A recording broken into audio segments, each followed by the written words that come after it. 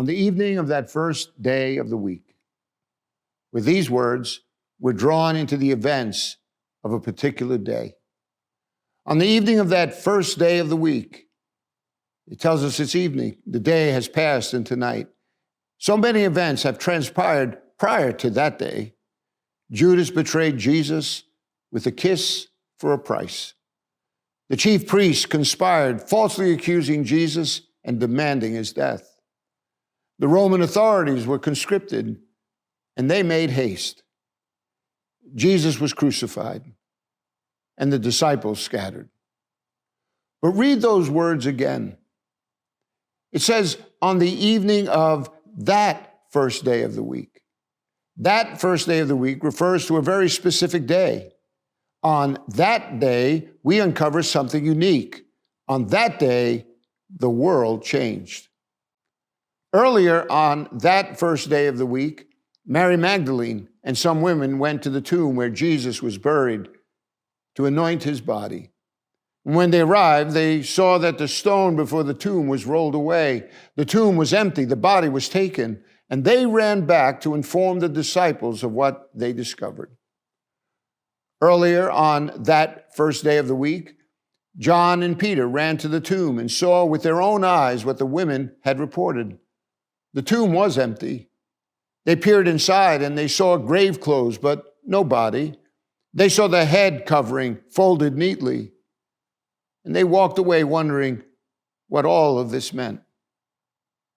Earlier on that first day of the week, Mary Magdalene would remain behind, lost in her grief, when suddenly she found herself engaged in a conversation with what we know as two angels who asked her, "Why are you crying?" But there was another at the tomb. He too spoke with Mary. He too wanted to know, "Why are you crying? Who is it you're looking for?" And then this stranger turned to her and he called her by name. Mary. The sound of her name caught her by surprise. Mary. The sound of her name on the lips of the stranger sounded oddly familiar, comforting, recognizable. Mary. It was Jesus, risen just as he said. Can you imagine the flood of emotion? Despair being replaced with joy, tears with laughter, grief with unbridled praise. You see, earlier on that first day of the week, Mary would return to the disciples with the news, "I have seen the Lord." The hours on that first day of the week rolled on until the day turned into evening. The disciples were still gathered together, but something was off. You would have expected a different scene given the recent news that Mary shared. But look what it says in John 20:19. It says, on the evening of that very first day of the week, when the disciples were together, the doors were locked for fear of the Jews. Yes, the disciples are together, minus Judas. Later on in our text, we'll discover that Thomas was not present as well. But Thomas, one of the 12, he's often referred to as Doubting Thomas, but he's absent on this day. I wondered to myself why Thomas was missing. I have my suspicions. You see, I'm not thoroughly convinced that doubting is the only fitting description for Thomas. I recall a time during Hanukkah, the feast of dedication, when Jesus left Jerusalem under the very real threat of being stoned. For he had declared openly, "I and the Father are one." Many viewed his words as blasphemous, worthy of death, because he made himself out to be God. So together with his disciples, they traveled north to Galilee and remained there for a time. And while there, word came to him that Lazarus, the one he loved, was sick. And when he heard this, Jesus said, "This sickness will not end in death. No, it is for God's glory, so that God's Son may be glorified through it." Then at the appropriate time, he said to his disciples, "Let us go back to Judea." "But Rabbi," his disciples said, "a short while ago the Jews tried to stone you, And yet you're going to go back there? What is interesting about this story is the response that Thomas gives to Jesus. Thomas said to the rest of the disciples, "Let us also go, that we may die with him." See, perhaps Thomas was more than a doubter. Perhaps Thomas was also dauntless.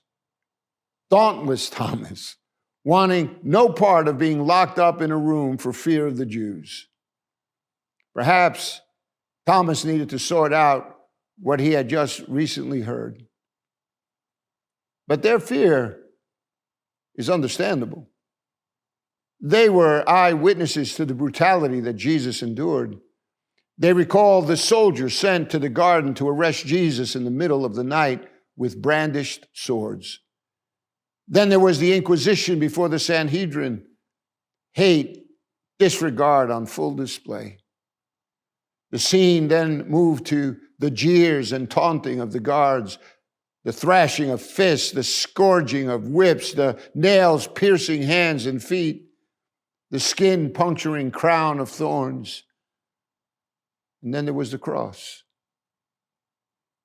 Their leader was executed. What was to prevent the authorities from pursuing them? Their fear was understandable. Therefore, despite the news of Mary Magdalene, they remained behind a locked door, living in fear. You know something? Fear is a terrible companion. It projects our insecurities into the future, suffocating any glimmer that things can change, mocking the possibility that circumstances can improve, extinguishing any hope of a brighter future. Fear shouts aloud, mocking our limitations. What can you possibly do to change this? There's nowhere to turn. Your life may as well be over. But you know, fear can cause a loss of hearing and a loss of sight. We cannot see our way out. We cannot hear the truth that can set us free. We are locked up in the dark recesses of our minds, stumbling in the dark, exhausted and filled with anxious thoughts of what tomorrow may bring. Like the disciples, we're forced to face the terrors of our own day. Isn't it true that this past year has surfaced many a foe? Loneliness, sickness, financial worries, relationship struggles, and our greatest enemy, death. We try to keep our distance, to outpace the disease and all the repercussions. Yet all around us, we witness the unintended consequences of isolation, fear, and anxiety. But take a look at the rest of this verse. On the evening of that first day of the week, when the disciples were together, with the doors locked for fear of the Jews, Jesus came and stood among them and said, "Peace be with you." The answer to a locked room filled with fear is the life-giving presence of Jesus. Lockdowns are not capable of keeping Jesus out. Lockdowns cannot keep out the shepherd of our souls. Lockdowns can never triumph over faith, hope, and love. The answer to a locked room is to acknowledge our need of the one who declared, "I am the way, the truth, and the life." Jesus is the one who offers direction to the one who is lost. Jesus is the one who, by his very truth, sets us free from the prison of our fears. Jesus is the one who gives us life abundantly. The one who cried out from the cross, "It is finished," on the evening of that first day of the week, now stands before his disciples, then and now, to offer us peace with God and the peace of God.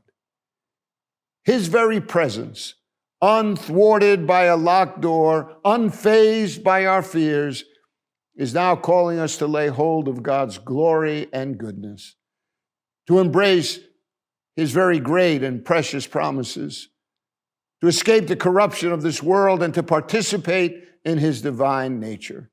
Jesus calls us to lean on his presence, to live by faith, and to labor by his power. The text goes on and says, after he said this, he showed them his hands and his side. And the disciples were overjoyed when they saw the Lord. And again, Jesus said, peace be with you. As the Father has sent me, I am sending you. Peace to those in sore need of it is once again offered.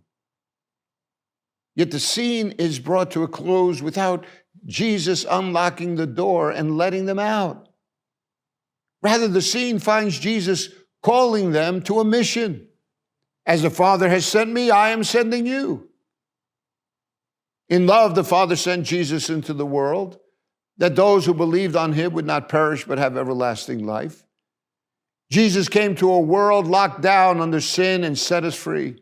In Jesus' own words, he boldly announced, I have come to do the will of him who sent me and to finish his work. And now we are invited to pick up that same mantle. We are called to go out into the world and let our light shine before men that they may see our good work and glorify our Father in heaven. There's a book called The Pressure's Off by psychologist Larry Crabb. In it, he tells a story from his childhood. I read this story and felt that it illustrated in a very unique way the true meaning behind Jesus' actions. Dr. Crabb writes, one Saturday afternoon, I decided I was a big boy and could use the bathroom without anyone's help. So I climbed the stairs, closed and locked the door behind me, and for the next few minutes felt very self-sufficient. Then it was time to leave, and I couldn't unlock the door. I tried with every ounce of my 3-year-old strength, but I couldn't do it, and I panicked. I felt again like a very little boy as the thought went through my head, I might spend the rest of my life in this bathroom. My parents and likely the neighbors heard my desperate scream. Are you okay? Mother shouted through the door. She couldn't open from the outside. Did you fall? Have you hit your head? I can't unlock the door, I yelled. Get me out of here. Now, I wasn't aware of it right then, but Dad raced down the stairs, ran to the garage, and found the ladder, hauled it off the hooks, and leaned it against the side of the house just beneath the bedroom window.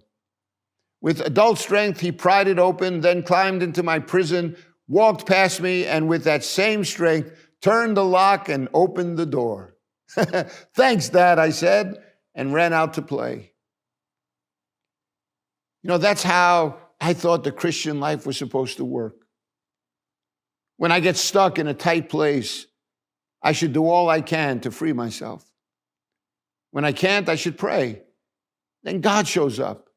He hears my cry, get me out of here. I want to play. And unlocks the door to the blessings I desire. Sometimes he does. But now, no longer 3 years old, I'm realizing the Christian life doesn't work that way. And I wonder, are any of us content with God? Do we even like him when he doesn't open the door we most want open? When a marriage doesn't heal? When rebellious kids still rebel? When friends betray? When financial reverses threaten our comfortable way of life? When the prospect of terrorism looms or when health worsens despite much prayer? When loneliness intensifies and depression deepens? And when ministries die? See, God has climbed through the small window into my dark room. But he doesn't walk by me to turn the lock that I couldn't budge. Instead, he sits down on the bathroom floor and says, come, sit with me. He seems to think that climbing into the room to be with me matters more than letting me out to play. I don't always see it that way. Get me out of here, I scream. If you love me, unlock the door. Well, dear friends, the presence of Jesus in our text as he came into this locked room filled with fear, the presence of Jesus is really an invitation for us to sit with him and work through what keeps us behind a locked door. The presence of Jesus reminds us that he lives, and by implication, we live too. The past or the present should not keep us from sitting with Jesus and talking about what lies on the other side of that locked door. I'm certain he would remind us that he has given us all that we need for life and godliness. His Spirit provides power, love, self-discipline. So the future is as bright as the promises of God. Even in a world that is held in the grip of spiritual warfare, the promise of life is standing right before us. The resurrected Jesus walks right past our locked doors and fears and offers us hope and a future. It's time to leave the confines of this room and to walk in the light. Let us seize the opportunity to know him better and represent him well in this difficult world.